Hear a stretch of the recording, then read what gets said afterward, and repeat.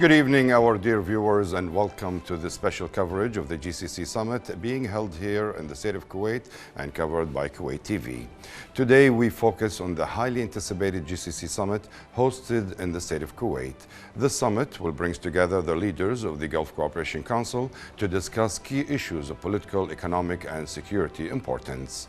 As Kuwait plays a central role in the region, this summit is expected to produce significant outcomes that will shape the future of the Gulf cooperation.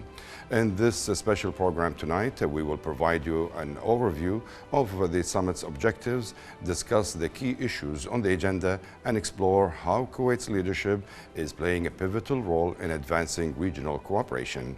From economic integration to security cooperation, this summit is a critical step in furthering the GCC collective vision for the future. Now let's take a closer look at some of the key topics being addressed at the summit and what we can expect in terms of outcomes for the region.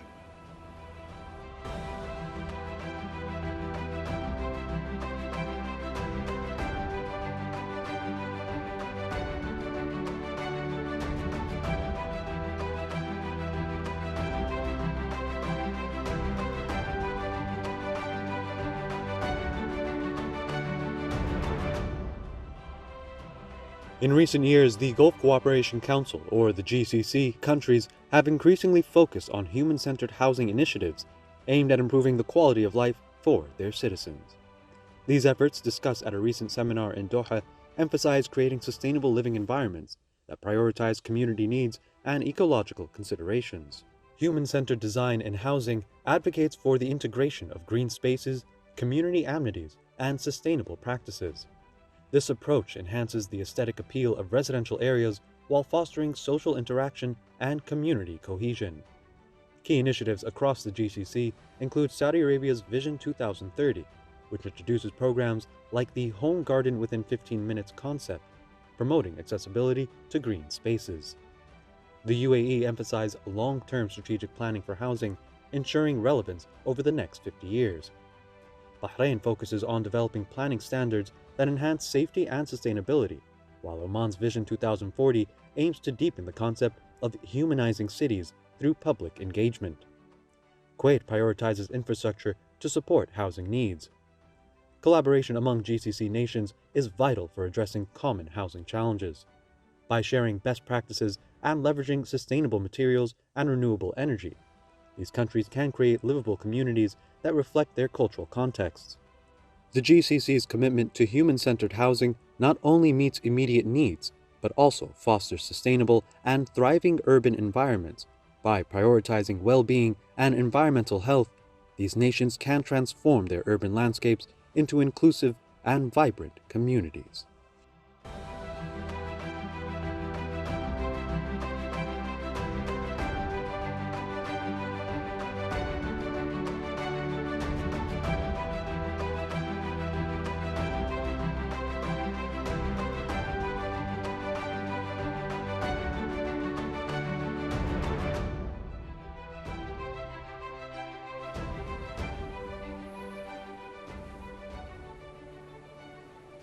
Welcome back, our dear viewers, and welcome once again to our live coverage on the GCC Summit.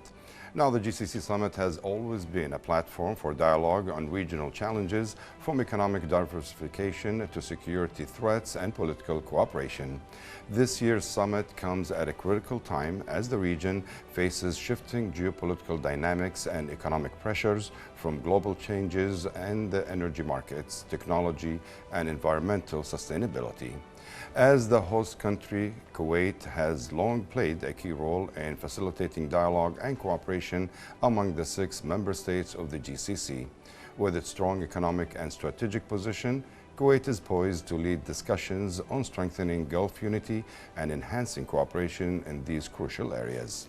Now, as we move into the second part of our program, we will be joined by an expert who has played an integral role in the legal, financial, and regulatory sectors within the state of Kuwait and broader GCC. We will be speaking to Mr. Abdullah Al-Isa, founder of Al-Isa and Partners Office, a prominent consultant and legal firm based here in Kuwait. Mr. Al-Isa's extensive experience in legal consultancy, financial regulations, and his involvement in key government projects makes him the perfect person to discuss the impact of the GCC Summit on Kuwait's role within the region. Mr. Al-Isa, welcome to our program, and it's a pleasure to have you with us. Welcome, Mr. Ahmed. Thank you for having me. Yes. Now, let's dive into the summit and let's talk a little bit about the importance of the summit. Okay. So, we'll dive in and we'll start with one of the, let's say, key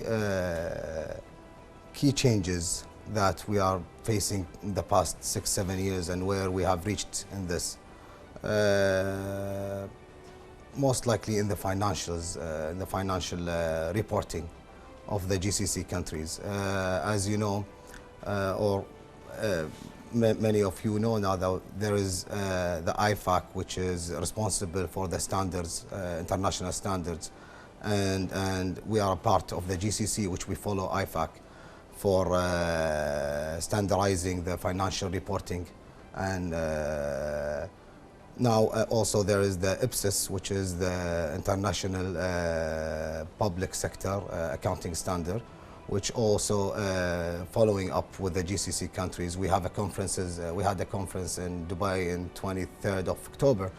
We were discussing the importance of transferring the financial statements of the government from the cash basis to the accrual basis, and how it's important and how it will affect our economy and our performance, and to be aligned with the best practice in the future. Yes. Mr. Al-Isa, you've been involved in significant government projects. Now, can you explain how these reforms align with Kuwait international best practices, and what benefits do they bring to the wider GCC countries? Okay, so as we just mentioned, this is one of the biggest projects now that we are working all together, and we just met as I said, in Dubai. This project is very important, especially when we are, let's say, rated or ranked in the World Bank. So by 2030, we expect that most of the countries, like more than 90% of the world country, will be shifting their financial statement from the cash basis to accrual basis. Before we get deep into this, we need to understand what's the difference it will make to our country. And so the cash basis is usually like the accrual basis is when the event is earned and when the expense is estimated or so you have to register it within the same year, rather than the cash base is when it's paid or when it's collected for the revenues. So within the cash basis, you won't know the future of if there is any deficit in your cash flow, and this issue we had in Kuwait. We had a good revenue, we have a good economy, but the problem is following the cash basis doesn't really reflect your need and your deficit in the cash in the future, which happens probably with the salaries in 2019, 2020 in the financial statements of the government. We couldn't see that because of we can't have good decisions in budgeting and the spending for the future, since we are using the cash basis. Cash basis is only the entries that related to the paid today and what's earned today. Let's say what do you collect today from revenue. A lot of the government sells, especially in oil and gas, we sell by hedging, we sell by future contract, and these future contract and these hedging will mostly will be affected by the coming years, like 18 months, 20 months, 24 months. So the sale have been done, the contract have been signed. So we need to see this so we can estimate, and we don't have these issue or these huge responsibility in budgeting and spending in the future, and we can know how much we should spend and how much we should budget ourselves to do infrastructure projects, all of these things. So it's really important that we start to shift. I'm amazed with our when we meet with the team of the Ministry of Finance in Saudi Arabia, that we met last year in Abu Dhabi, and this year we met in Dubai, and the progress was amazing, and I'm impressed with them. In Kuwait, we already addressed this subject to the Ministry of Finance 2 years back, and they promised that there will be a committee to start studying and do that and follow the IPSIS. The same footsteps like our sisterly kingdom, Saudi Arabia. Exactly. It's really important. So this, if you show your financial based on accrual basis, you will show the future expectation and impact in your financial statement, and this is how the foreign FDIs, the foreign investments will come to Kuwait. Like, I know what they expect to be coming in Kuwait, but if I kept it as a cash flow, as a cash basis, showing the countries and trying to attract investments, this will be a bit difficult because it doesn't show what's the impact in the this future. will make it easier for large companies to see what they can do to have future investments and to attract them to invest here in Kuwait. It will be very attractive, plus that it will be a very, let's say, it will be the best way to make decision. Like if I'm a decision maker, it's always difficult to do decisions in the government, whether you want to do new tenders. Like let's say I budget myself in 1 billion or 2 billion for tenders for a particular subject. It's very difficult to budget yourself or spending if you don't have an accrual basis where you can see if I have signed contract previously 1 year, 2 years ago, and expect some cash to come and I can spend, so I can still manage my cash flow and forecast for the future. Forecast for the future, yes. Yeah. Now, Mr. Abdullah Isa, you have also worked closely with the Anti-Money Laundering and Terrorist Financing Task Force, which has positioned Kuwait within the Financial Action Task Force, FATF. Now, how does Kuwait's compliance with the global financial regulations contribute to the broader economic stability here in the state of Kuwait and the GCC region? Yes. Just to let you know that FATF, which is based on France, they started the European, and we as a GCC country, we are new to this alliance with the FATF. It's really important. There are some regulations that have been made in Kuwait. I think the number of it's 240. It was in 2012. We made some changes. There was a lot of changes that had to be changed. Kuwait is working, and they are all the government, all the ministries in Kuwait, they are working in parallel let's say to higher our rating in FATF, because FATF, what they do, they rate you and they colors the country based on how compliant you are with their recommendation, with their policies, with their procedures, and with your AML, anti-money laundering, or CF, the terrorist financing.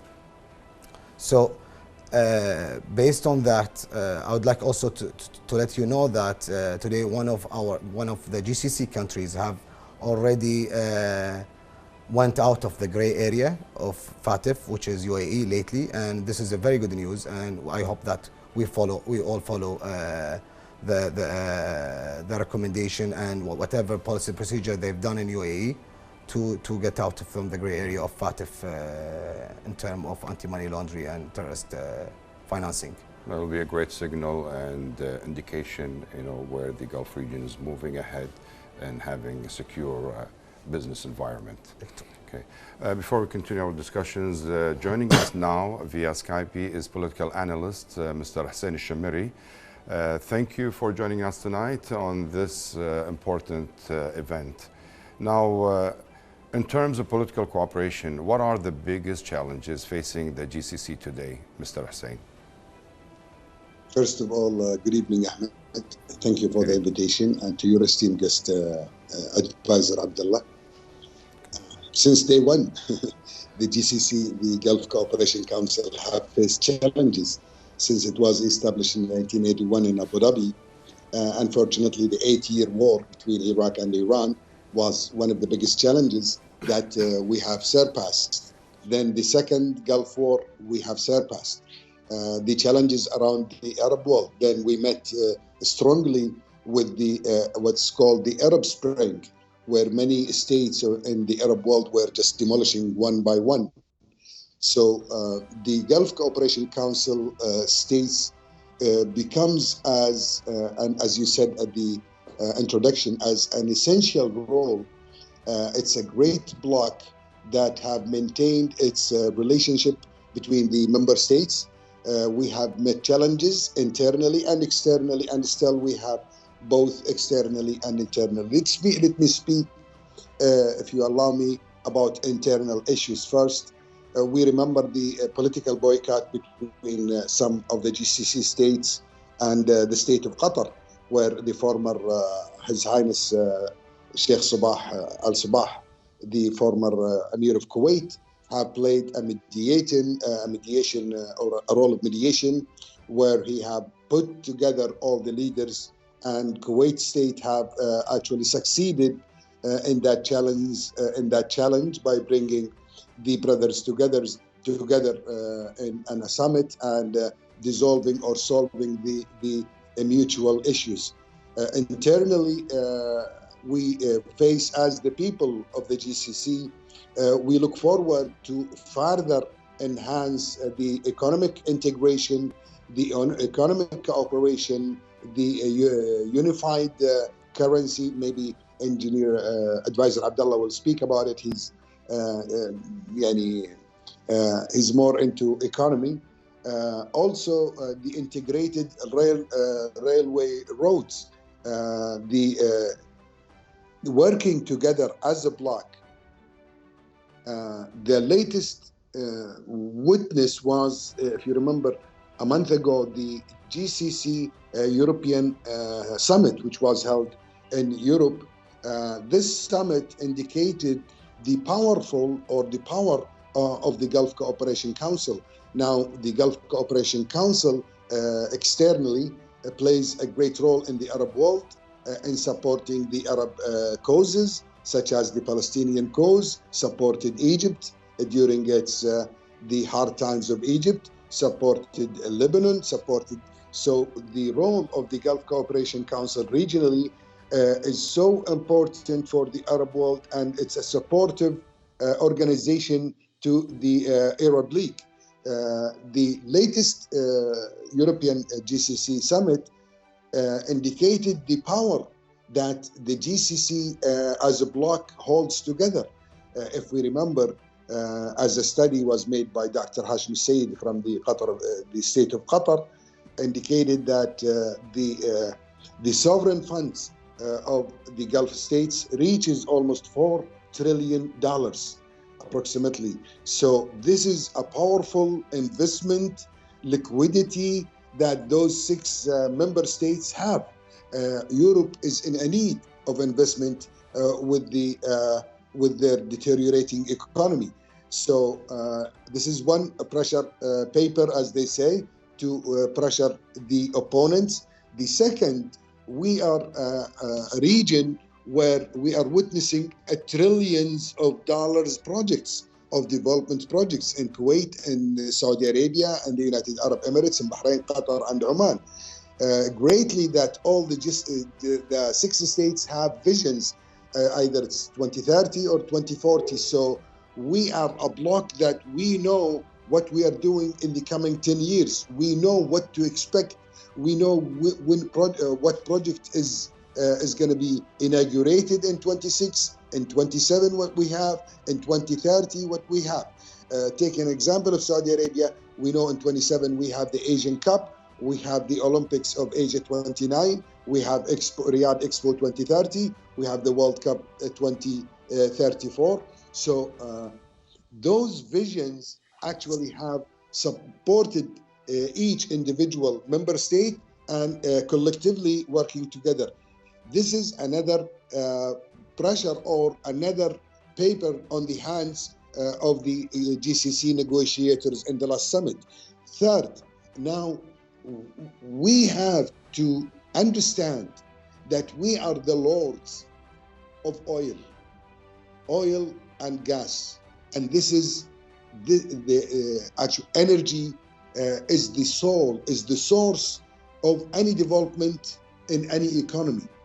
Europe have lost many of its oil and gas pipelines after destroying Nord Stream 1 and Nord Stream 2, the pipelines of gas and oil to Europe. So who can fill in right there near Europe? We are farther near Europe than the United States of America. So the prices will be lower for Europe. They have conducted, as you remember, the visits of the European leaders, Olaf Scholz, the Council of Germany, Macron, many Johnson before, and many European leaders came to the Gulf states, have signed contracts in gas between Qatar state and them, and between the United Arab Emirates, Saudi Arabia, Kuwait.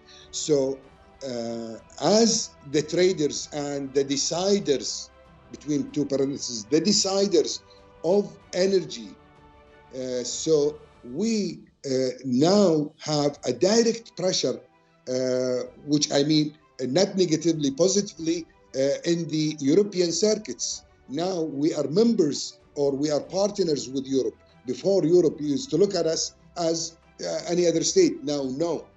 The Gulf states, or the GCC, the Gulf Cooperation Council, is playing a great role in energy. Now, the deterioration of the, let's say, the Iranian energy, the Russian energy as well, Venezuela energy, the Gulf of Mexico, with the storms that comes around.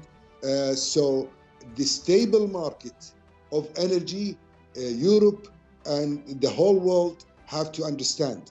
We also play a great role, Mr. Ahmed, on the Chinese economy, knowing that 2,200,000 barrels a day arrives to the Chinese economy. China burns almost 12 to 13, 14 million barrels a day. 2.2, that means you are affecting 18% of the economy of China. And we know the strength of the Chinese economy over the world's economy. So 1 or 0.1 of the Chinese economy might affect the international economy. So how about 18% only from Saudi Arabia? I didn't mention the other GCC states. Nowadays, this bloc represents a strong political bloc, a strong economic bloc, a strong social bloc internationally.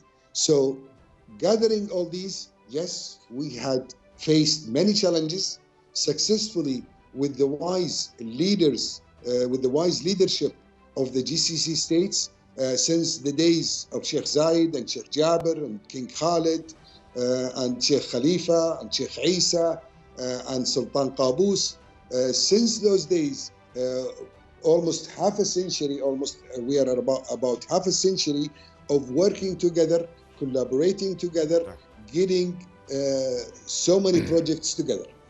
Yes, Mr. Hussein, you mentioned how important it is, the bloc to the world economy. And you mentioned some of the challenges facing the bloc. Now, can you explain to our viewers how can the state of Kuwait play a pivotal role in addressing these challenges facing the bloc? The state of Kuwait played or plays a great role not only in the Gulf Cooperation Council. It also plays an essential role and a pivotal role in the Arab League and in the Arab world, as well as the Islamic world, as well as in the international arena. The wise leadership of Kuwait by Sheikh Mish'al al-Sabah, who we congratulate His Highness for the chairmanship of the coming summit. And we are gladly sure that his wise chairmanship to the summit will lead to many positive results.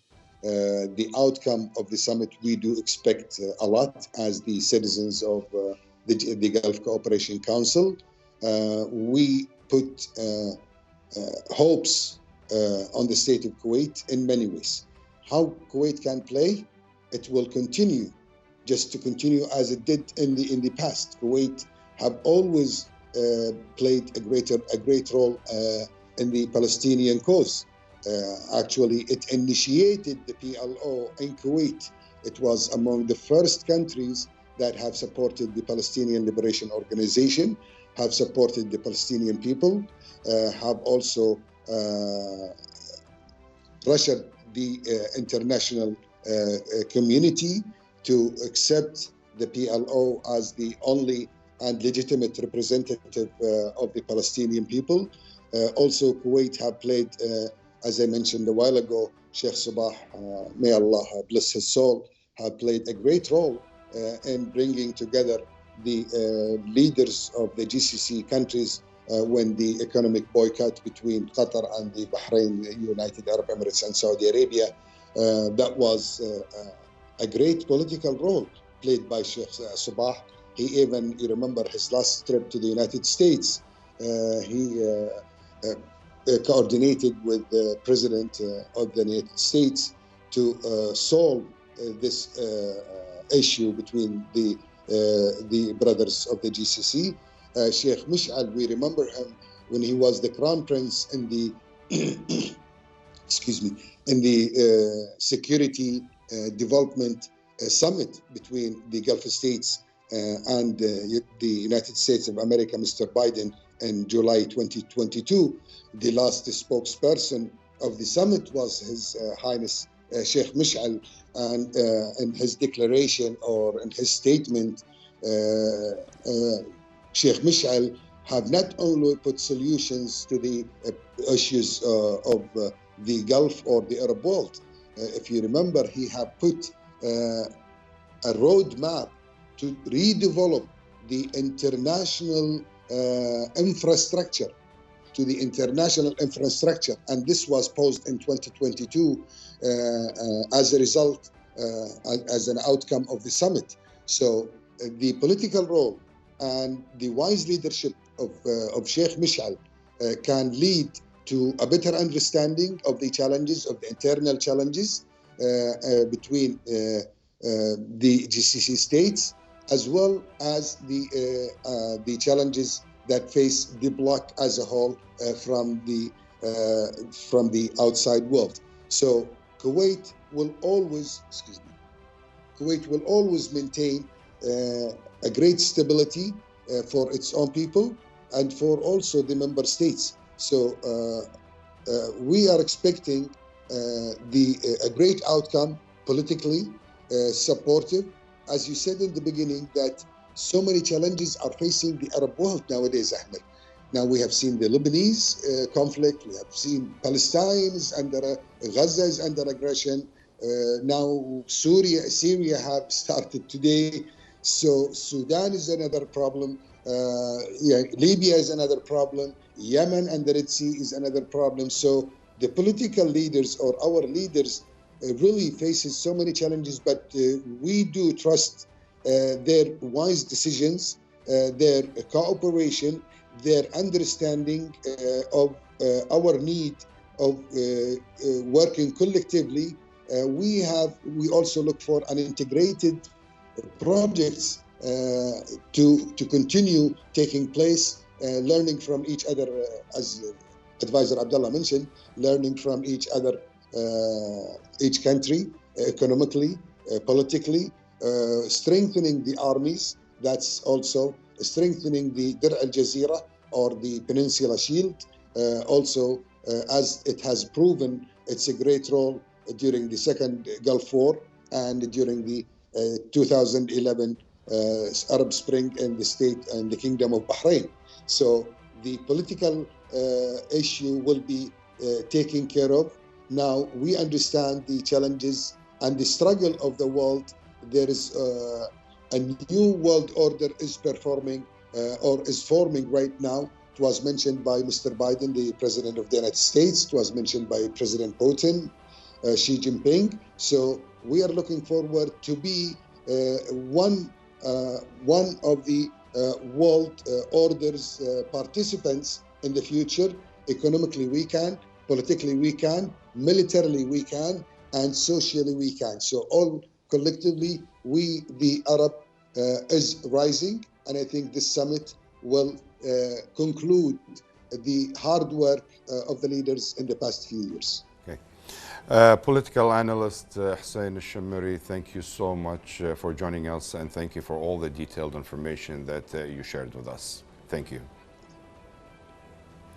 Now, dear viewers, before we continue with our discussion with our distinguished guest here in the studio, let's take a look at the following report on the GCC summit.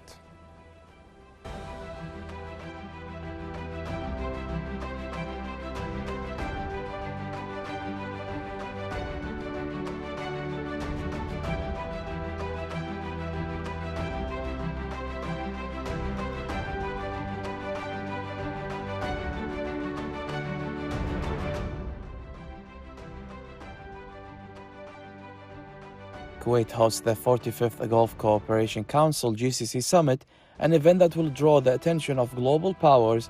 The summit expected to highlight the historic and deep-rooted ties between GCC member states will also serve as platform to assess and potentially recalibrate relations with key global players, the United States, the European Union, and China. In the case of the United States, the Gulf states maintain a strategic partnership with the U.S., particularly in defense and security matters.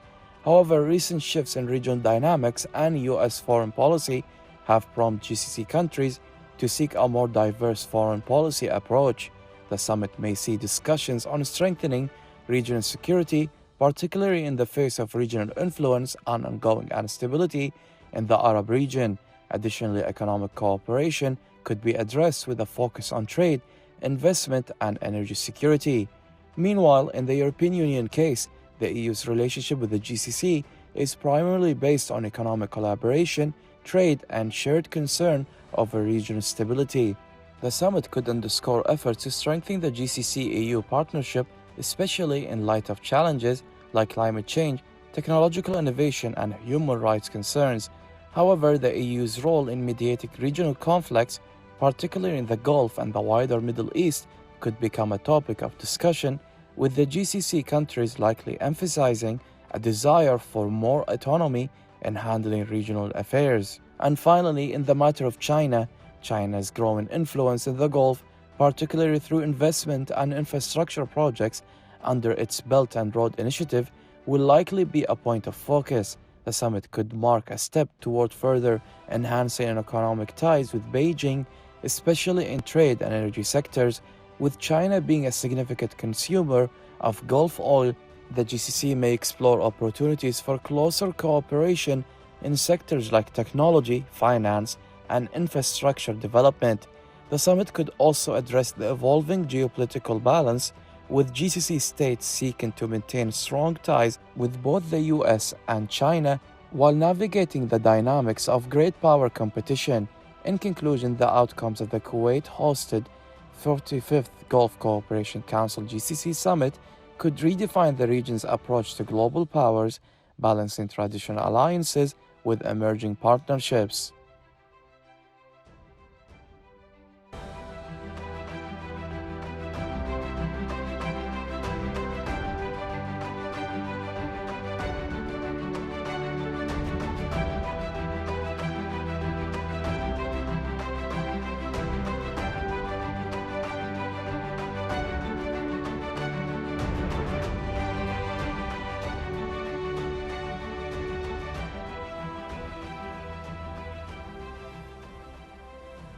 Welcome back, our dear viewers, to our live program on the GCC Summit being held here in the state of Kuwait. And we are here in the studio with our guest, Mr. Abdullah Al-Isa. Now, you have been part of the Executive Regulations Committee for the Auditor's Law. How do you see the role of auditing regulations in fostering transparency and trust with the GCC economies, and what improvements would you recommend? Yes, actually, we back in 2019, the law was changed since 1980. So it was the first change, official change have been in the auditing laws. And it's 103 over 2019. There is a lot, we add a lot of significant changes that aligns with the GCC Corporation. One of them is we allowed the GCC citizens to practice as an auditors in Kuwait if they allowed the queries, which is to deal with this within the same. So there are a lot of changes. We also think that we could have done more changes. Now, this audit laws has and the practice force all auditors and by the Ministry of Commerce to follow the international financial standards, which they are already followed by all the other GCC countries. So that we can the alliance and the overview of the financial statement will be all the same, and we can communicate through the numbers. It's not necessary to be the language if it's from country to country. It's the numbers and how you represent your financial statements. Like in the US, they use the GAAP, General Accepted Accounting Principle, which is totally different than the one we use, which is IFRS standards. So the way you present the financial is your language, and which is already implemented more than 80% of the countries, the IFRS standards. We already, after the law, we have requested the government and the parliament at that time to have an authority for the accountant and tax. We have amazing example in Saudi Arabia, SECBA, and I met Mr. Ahmed Maqamis in Paris 2 weeks ago, and he opens his door to give us a lot of infrastructure that they have done over the years and what mistakes and what's right that have done, and it's a good example that we can follow.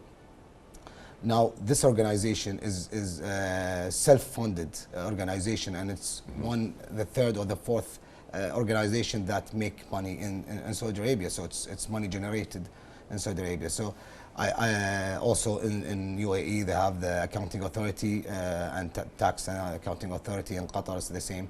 So I think it's time to Kuwait to follow, and we use always to be the first. We had a good regulations, we had good laws in Kuwait. We are, let's say, pioneers in the regulation and laws. The issue is that we have to implement these laws, and this is what we have to do as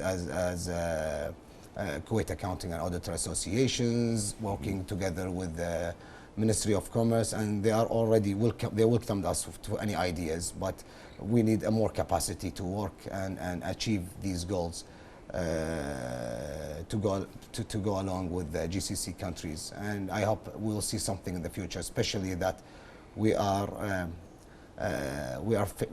coming sooner or later to we have to comply with the VAT, which we already signed, and there is forces from our neighbors that we have to implement the VAT sooner or later, and these things should happen, and we have to be ready for it in terms of laws and in terms of authorities to make sure that we are in the right place. Now, you think the state of Kuwait is ready to implement that VAT concept? We should be ready. I can see from Kuwait al-Yawm, it's the tenders, it's the official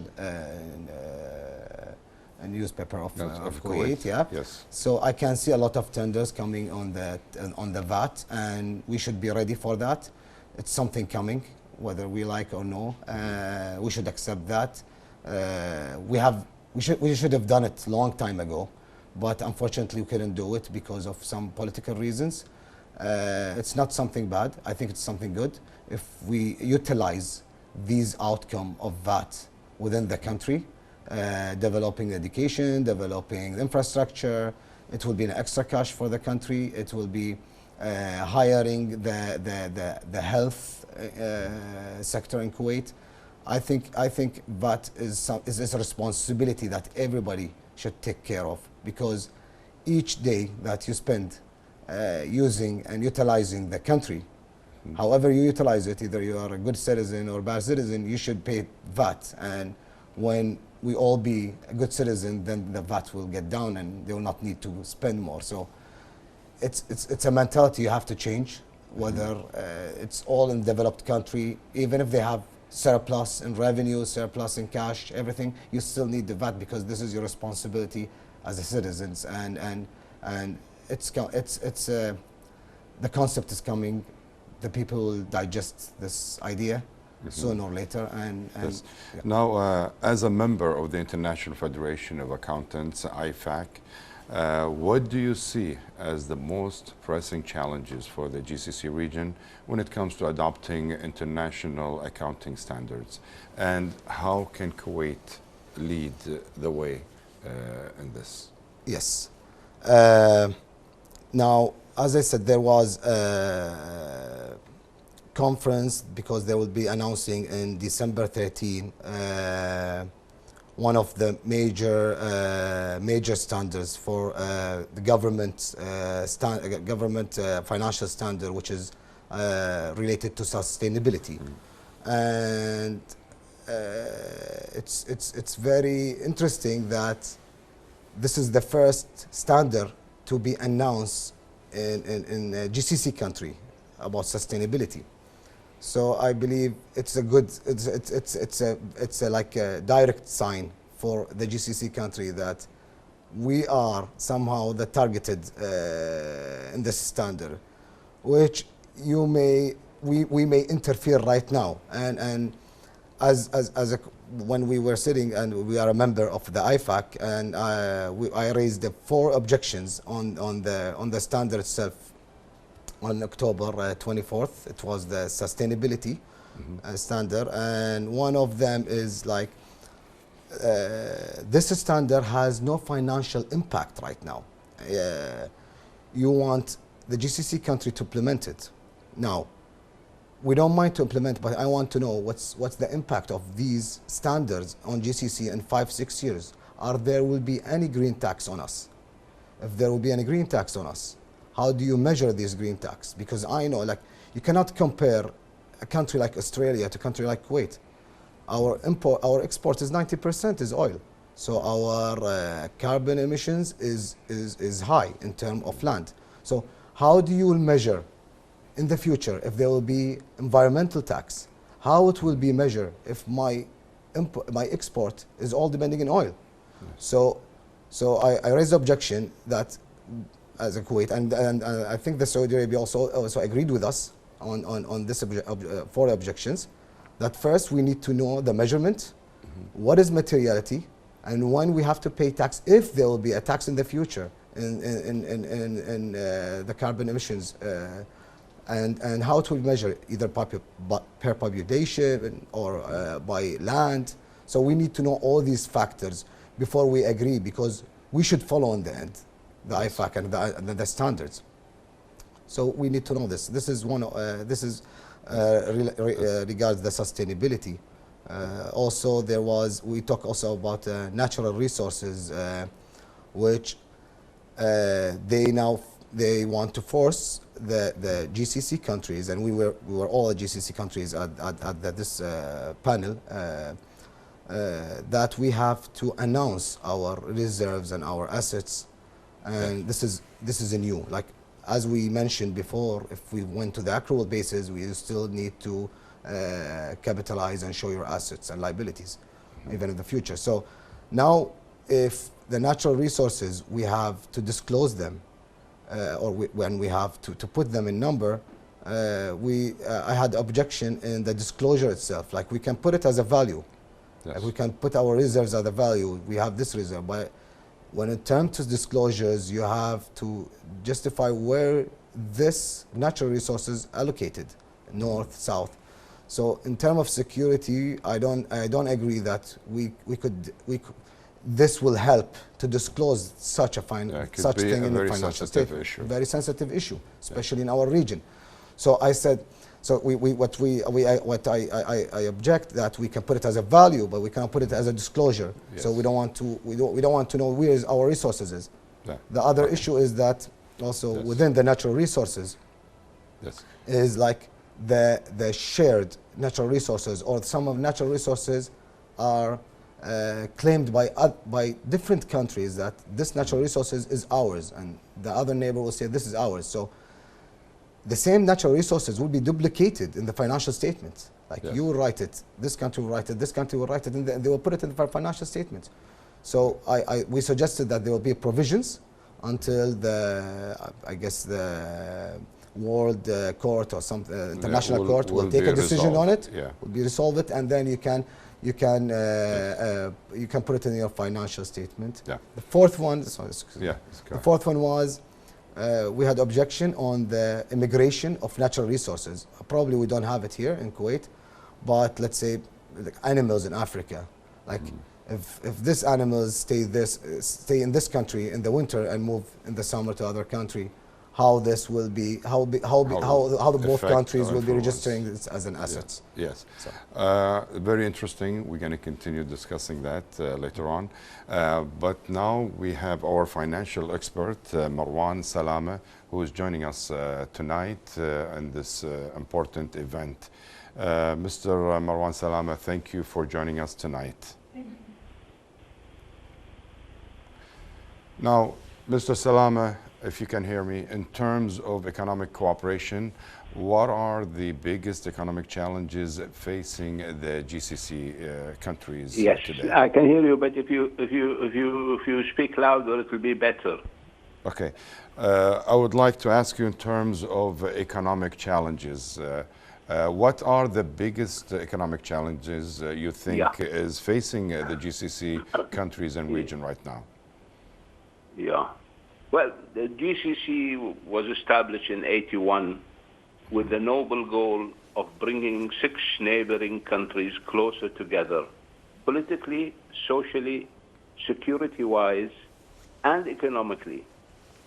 There might be an emphasis on economically as reflected in the official objectives of the GCC, which reflect coordination, integration, interconnection, strengthening relations, and formulating regulations in various fields, including economic and financial affairs, commerce, customs and communications, education and culture, and stimulate scientific and technological progress in fields of industry, mining, agriculture, water, animal resources, and encourage cooperation of the private sector and establishing of joint ventures. So there is a little bit of emphasis on economics besides political and security.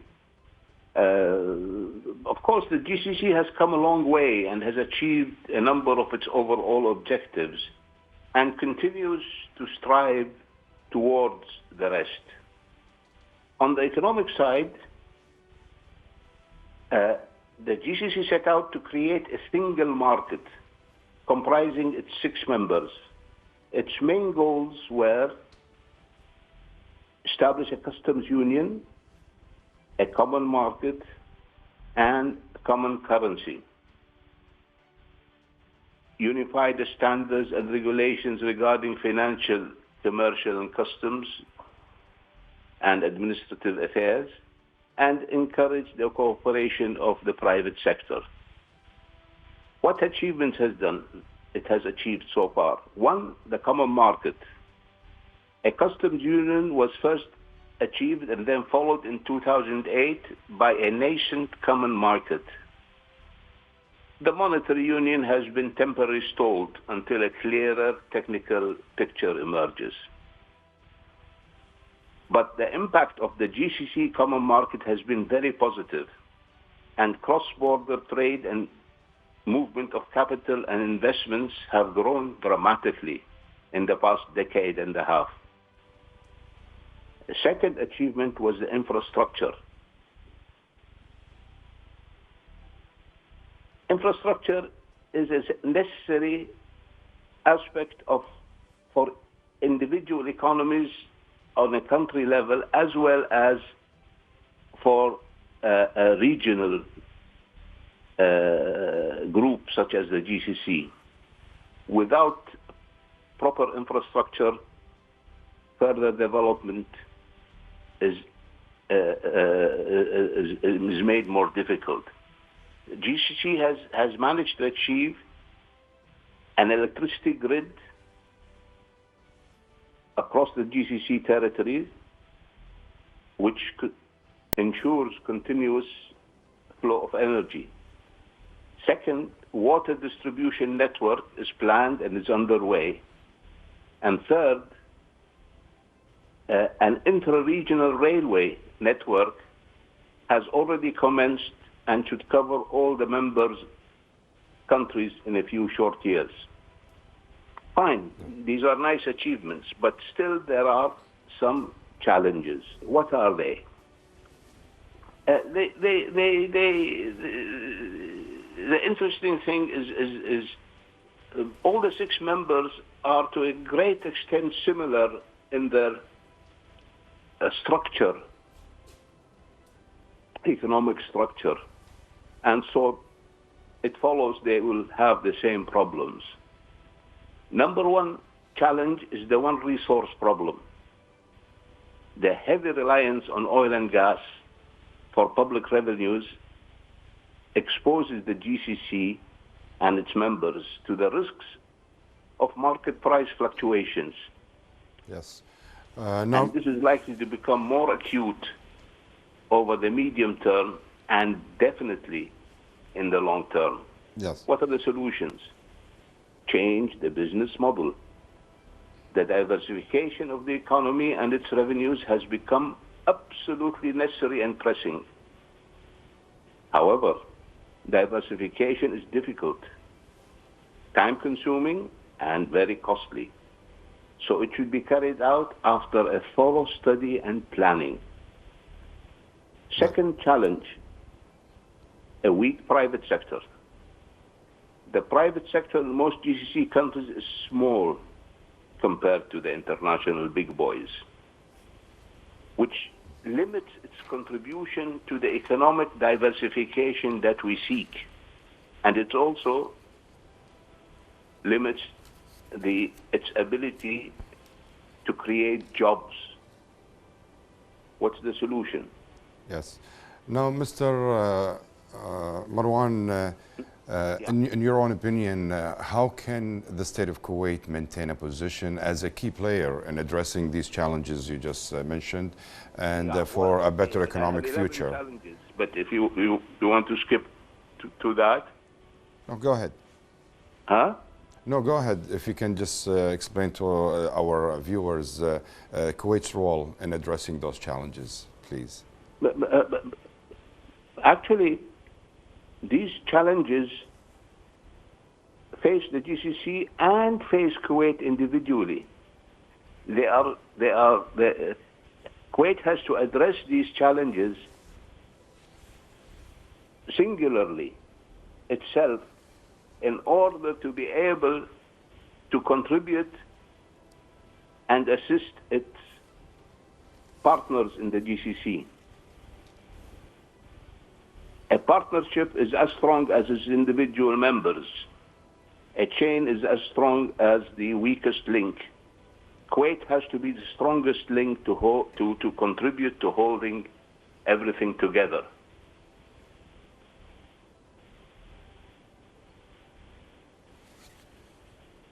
Does that answer your question? Our financial expert, Mr. Marwan Salama, thank you so much for all your input, and thank you for being with us tonight in this live program. Thank you.